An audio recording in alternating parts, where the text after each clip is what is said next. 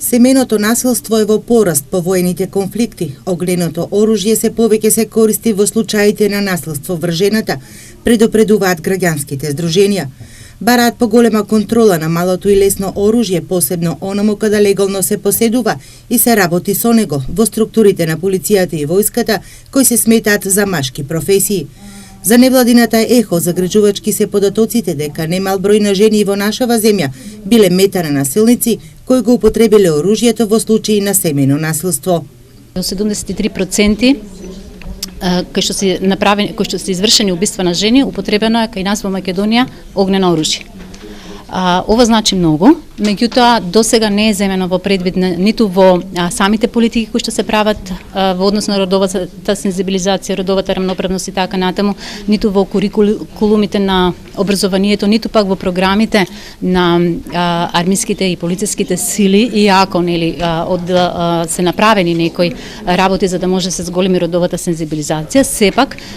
утврдена е потреба сето ова да се усогласи со законодавството, значи со она што се прави на национално ниво. Зајакнување на капацитетите на институциите, поголема контрола и измени во законската регулатива, со цел да се намали ризикот од употреба на огненото оружје во семејното насилство, бараат граѓанските организации.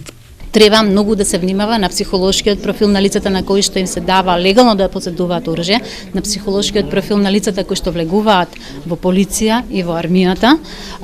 и дефинитивно треба да се направи една целокупна рамка, значи во целото законодавство, не само во законот за поседување на оружје, туку во целото законодавство кој што на некој начин ќе може да се намали ризикот, всушност ова оружје кој што го поседува некој легално, баш легално, да не биде употребено во смисла на оружје за убиство или да се користи како алатка за убиство во